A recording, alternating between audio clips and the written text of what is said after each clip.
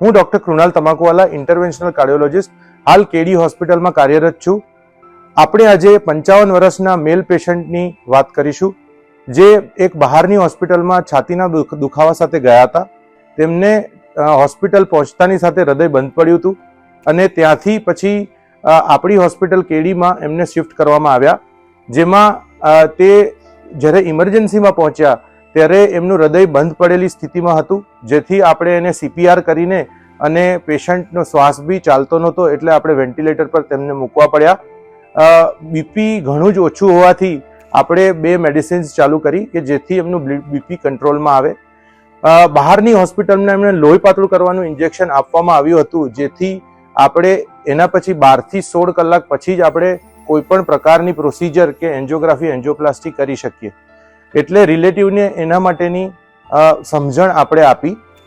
ત્યારબાદ એમને ઇમરજન્સી ડિપાર્ટમેન્ટમાંથી એમને ICUમાં શિફ્ટ કરવામાં આવ્યા, જ્યાં એમની કન્ડિશન પાછી એક વખત રિલેટિવને સમજાવવામાં આવી. એમના ધબકારા 200ની ઉપર હતા, એ માટે ICUમાં એમને 2 કે 3 વખત શોક આપવામાં આવ્યો અને એમને એ સમજાવવામાં આવ્યું કે આ ક્રિટિકલ કન્ડિશનમાં હમણાં એન્જિયોગ્રાફી થઈ શકે એવું નથી અને એન્જિયોગ્રાફી માટે આપણે લોહી પાતળું કરવાના ઇન્જેક્શન પછી એમને 12 થી 16 કલાકનો સમય આપવો પડે. બટ સાંજે એમને પાછો હૃદયનો હુમલો આવ્યો અને તે દરમિયાન એમને 6 કે 7 શોક DC શોક આપવામાં આવ્યા અને આ DC શોક આપતા એમને કેથલેબમાં કે જ્યાં એન્જિયોગ્રાફી થાય છે ત્યાં આપણે એમને શિફ્ટ કરવામાં આવ્યા. જ્યારે શિફ્ટ કર્યા અને પહેલા આપણે શરૂઆતમાં બીપી જે ઓછું થઈ ગયું હતું તેના માટે IABP મૂકવામાં આવ્યું, જે આપણે પગના ભાગેથી મૂકીએ છીએ.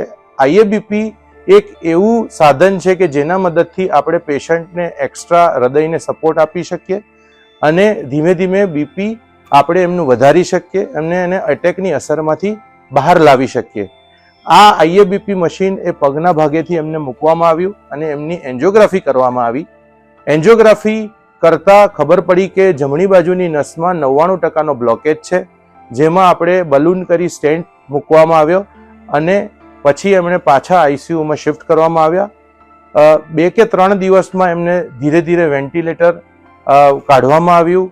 IABPનું મશીન સાધન બી આપણે કાઢી શક્યા અને એમનો આપણે જીવ બચાવી શક્યા.